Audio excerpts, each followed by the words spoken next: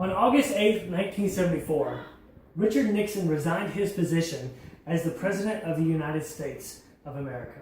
What was his crime? Was it tax evasion? Actually, no, that was his vice president. Was it forcing the American people to purchase health care insurance under the threat of tax evasion? Well, no, that was George Washington. What was it? It was lying. He lied. And he was going to be impeached and indicted, so he resigned. Why did he resign? Because we are a nation of laws. Not a nation of kings, not a nation of mob rule. We are a nation of laws that derives her power from the Constitution. This speech today is about the unconstitutionality of sanctuary cities. Why should you care?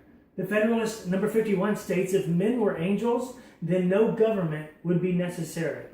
The only thing that allows freedom are laws that keep people from taking that freedom away.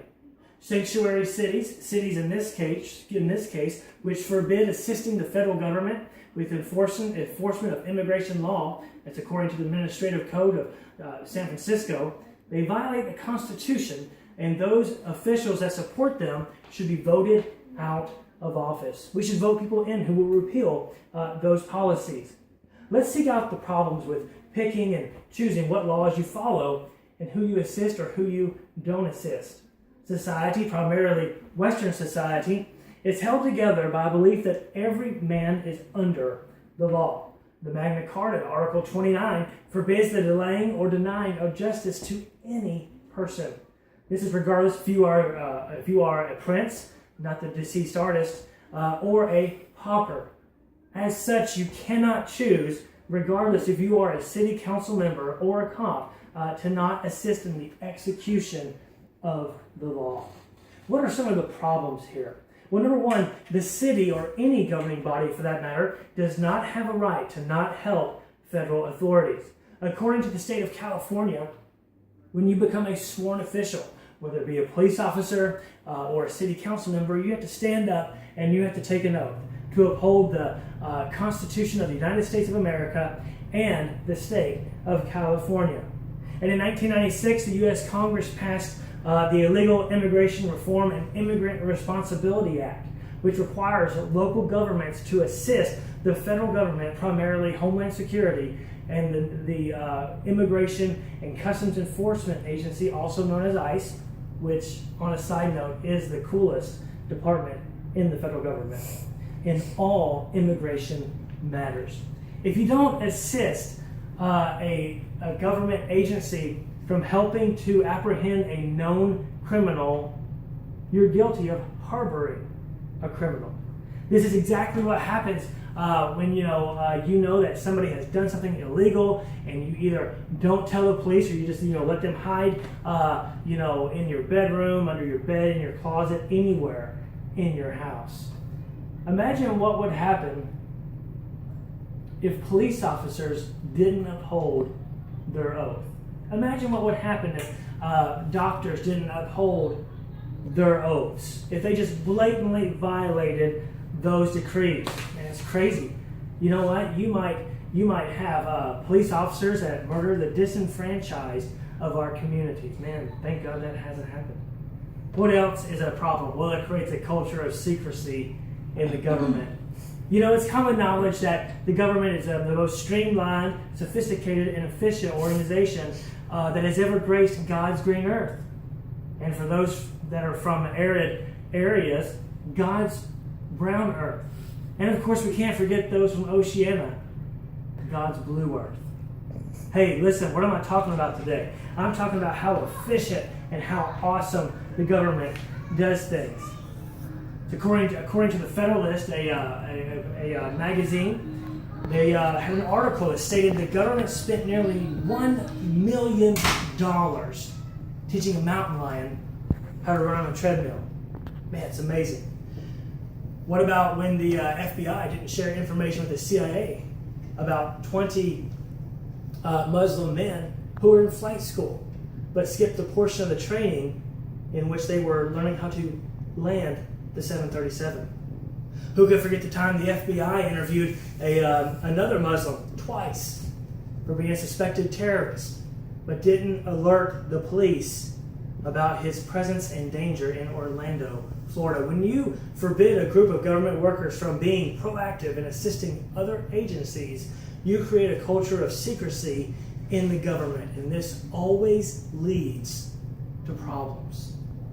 And this is exactly what a sanctuary city does. Really, it has very little to do with immigration, and it has everything to do with not upholding the Constitution of the United States and of that particular state.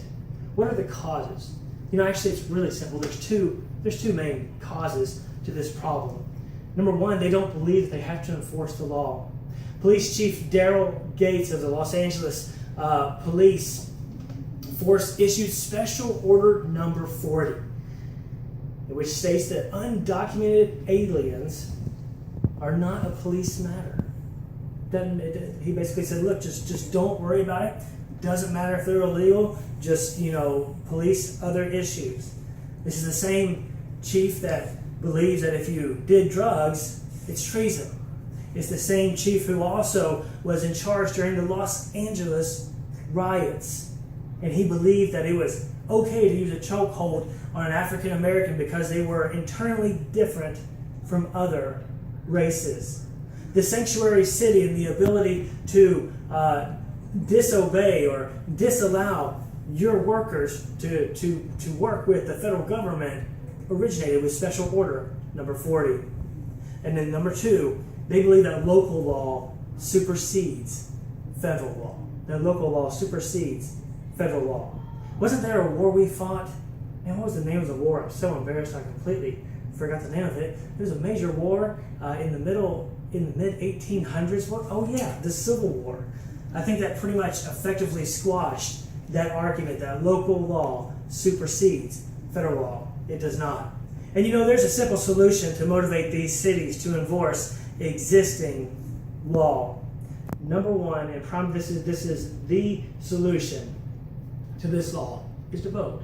Know who you're voting for. Vote for politicians who will cut off federal funding to cities that have passed written resolutions or have de facto sanctuary city policies. Few things change a person's behavior like hurting their pocketbook.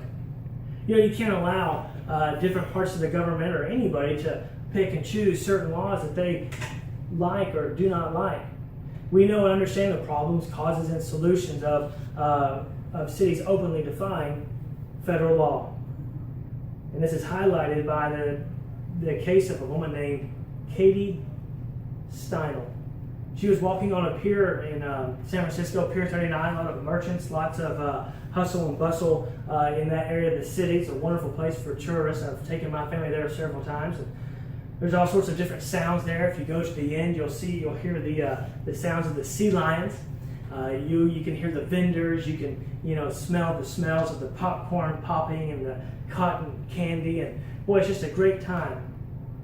But in 2015, a sound that is not often heard on Pier 39 cracked the evening air. It was the sound of a bullet being fired. That bullet was fired by Juan Francisco Lopez Sanchez, who was an undocumented immigrant, a repeat felon who had been deported 5 times to Mexico and was being held on a drug-related warrant. Immigration and Customs called San Francisco they had called San Francisco and they said, hey, look, when you release this guy, give us a call so that we can pick him up. The phone call never happened, and as a result, Kate died after being shot in the chest on her way to the hospital. Now, I want to challenge you with this today. When you vote, know what your particular candidate stands for. And think about the root causes of different situations like this. And in this case, we have to remember that we are a nation of laws, and we do not get to pick and choose what laws we enforce. Thank you so much. That's it. I'm out.